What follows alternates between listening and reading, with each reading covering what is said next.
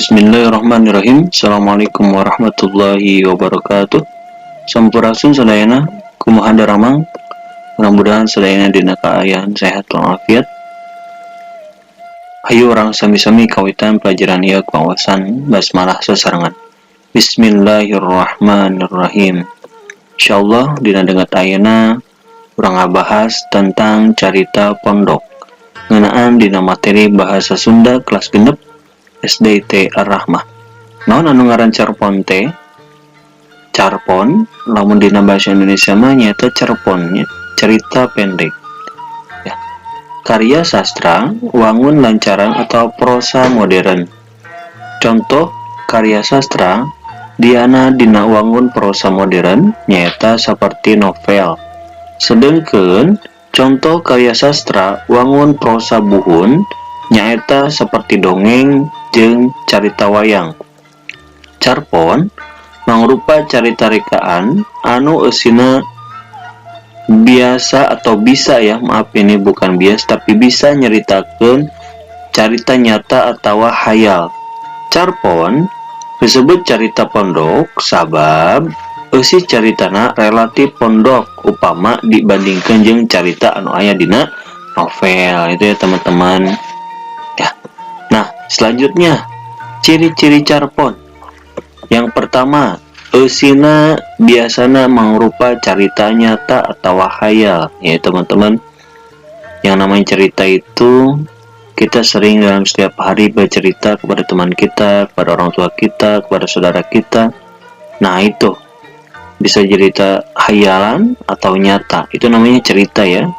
Dan kalau kita tulis itu bisa jadi disebut cerita pendek atau cerita pondok.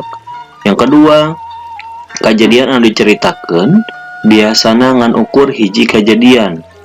Contoh, kita menceritakan tentang sirkulasi atau apa namanya, intisari dari film semalam atau yang kita lihat dari media sosial atau dan sebagainya. Yang ketiga, alurna teu kompleks upamana dibandingkan jeung novel. Yang keempat, miboga hiji plot, setting tunggal, tur ngawangku jangka anu singkat. Yang kelima, mere kesan liat nya kejadian. Jadi seakan-akan apa yang kita ceritakan itu benar-benar terjadi.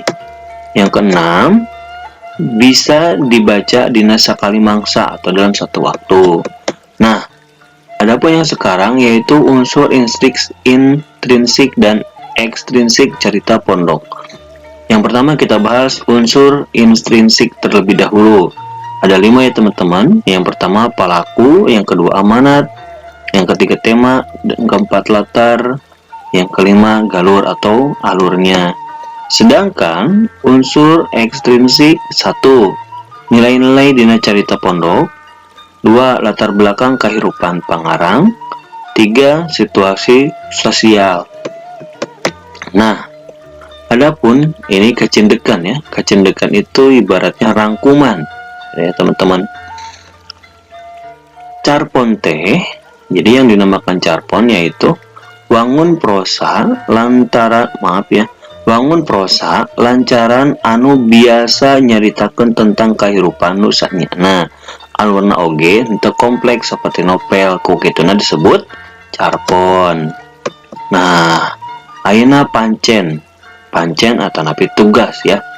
Yang pertama, teman-teman tulis atau print materinya ya.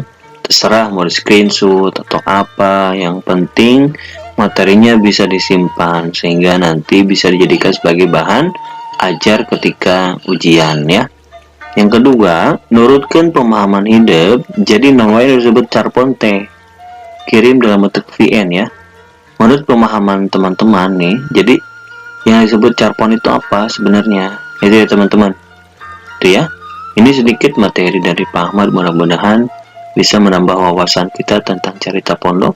Yang pada sejatinya cerita pondok ini sering kita pelajari atau bahkan hampir kita menemukan di pembelajaran bahasa Indonesia itu teman-teman. Terima kasih atas segala khilaf. Mohon maaf. Wabillahi taufiq wal hidayah. Assalamualaikum warahmatullahi wabarakatuh.